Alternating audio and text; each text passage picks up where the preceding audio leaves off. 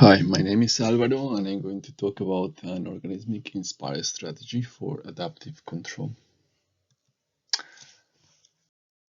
So, I want to start by providing some of the motivation, which is related to the understanding of certain aspects of natural systems and their behavior.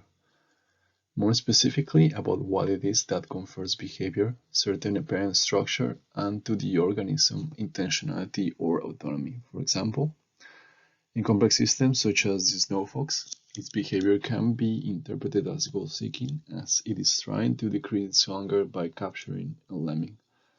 So one perspective is to say that behavior provides a way for the organism to achieve the goals necessary to reduce its drives.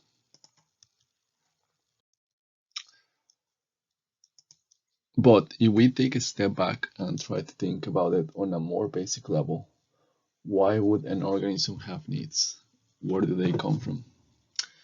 There are a series of researchers and philosophers who have provided very important insights about how we can think of living systems as these kind of structures or processes that are able to acquire a certain level of stability by being able to counteract perturbations and by mediating other environmental effects. Under this raw view of the organism, we can also start to appreciate that this structure has to discriminate between a potentially large behavioral repertoire. So if an organism is able to adapt, then it will avoid or seek particular events. And then we can see the things. First, that how favorable an outcome is depends on how it can support the continuity of the system, which allows to ground some notion of value and significance within the organism. And the second, that at least from the perspective of an observer, we can give the behavioral process a normative character in relation again to how well it supports the continuity of the system. Now, the situation in artificial agents seems to be quite different, as the objectives, the utility, the costs, or the tasks are design choices made by the researcher. So it is then easy to undermine any autonomy the agent might be able to exhibit. For example, in machine learning, we might end up with an agent that performs very well on task, but there is a detachment between the agent, the task, and its performance, as it is obeying the whims of the researcher, so to speak. So the agent is not establishing its own rules or success conditions. Rather, these tend to be externally predefined.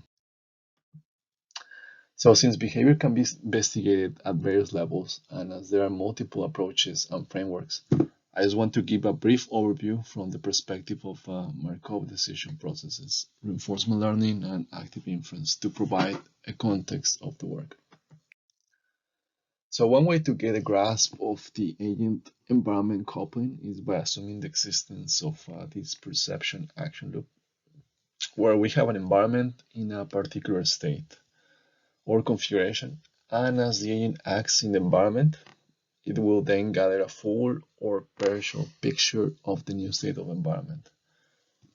The agent also receives a utility in the form of rewards or costs. In the case of reinforcement learning, we're interested in obtaining an optimal policy that maximizes expected sum of rewards. As already mentioned, we have the situation that the rewards tend to be not just externally defined, but also handcrafted and somehow arbitrary, which leads to quite a few issues. For example, to reward misspecification, or to environments where the reward is very sparse and thus not being able to guide the behavior of the agent. To alleviate some of these issues, there are a series of intrinsic motivation techniques that have been introduced to provide additional feedback to the agent. Most of these tend to be ad hoc, and the role is usually reduced to obtain certain competence out of the agent. In addition, there has also been some attempts to interpret reward maximization from the optic of homeostasis. For example, framing reward as the reduction in the discrepancy between the current and the desired state.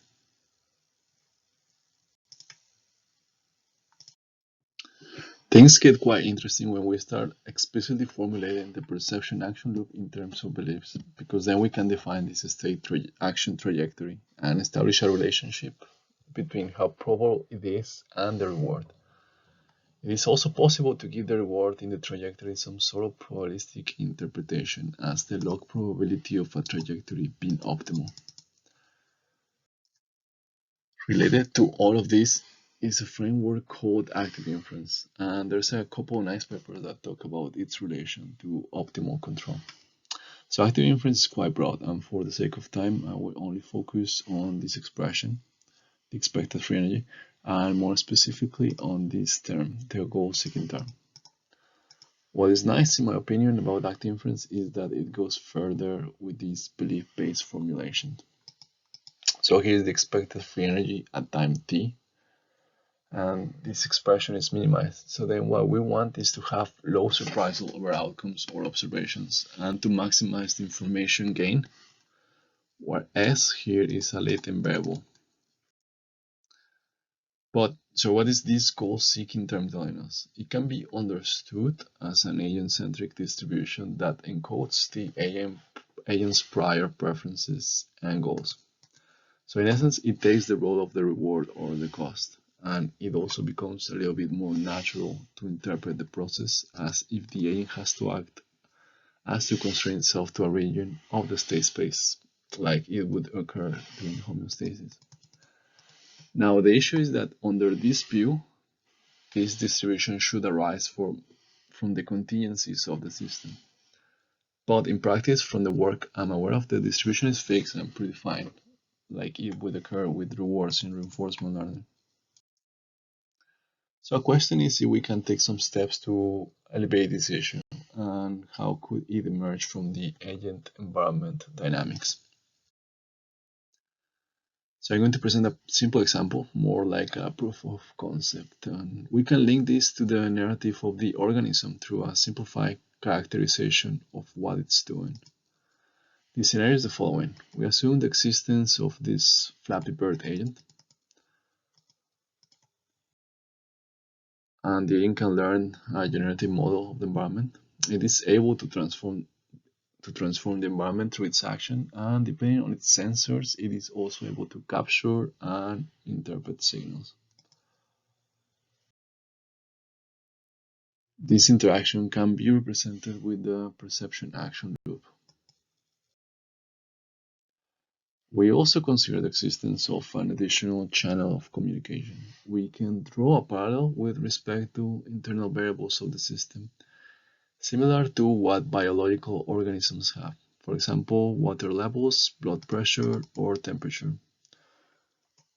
For the simulation, we assume that the agent computes a single abstract measure of these variables related to its integrity and presence in the environment. However, this measure initially lacks any meaning. It is not beneficial or detrimental by itself.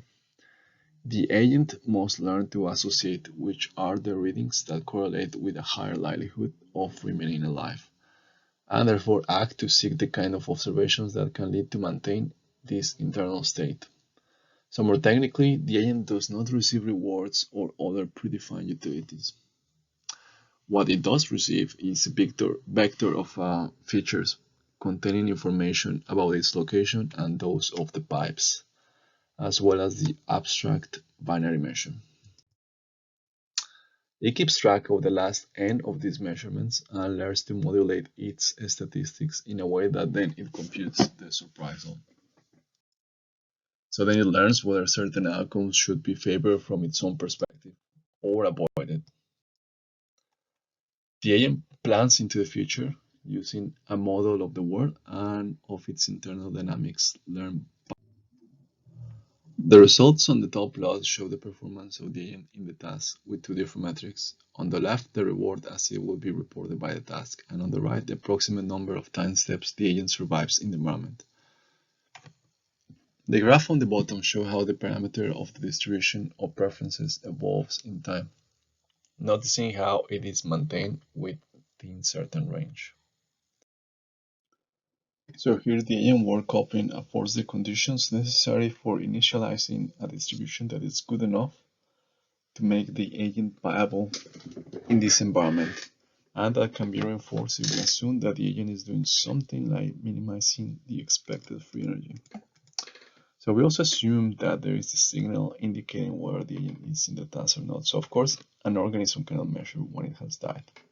And although it is possible to make the analogy with other signals, something more interesting would be to be more granular and define some form of artificial physiology from perhaps the weights of the algorithm. I think that a large part of the whole challenge is not simply just to say that we have to minimize this or maximize that, but how to determine which are the signals that matter. Also, we have to think more carefully about the affordances given by the environment. For example, in reinforcement learning, in the Muyoko task or in simple Greek words, there is just little to regulate or anything that exerts pressure upon the agent. So this might be limiting when it comes to conceptualize the emergence of increasingly autonomous behavior. And well, finally, how to go from survival to higher level behavior. For example, there is this idea of a habit that can be understood itself as a behavioral structure that is perpetuated in time and thus also resist perturbations.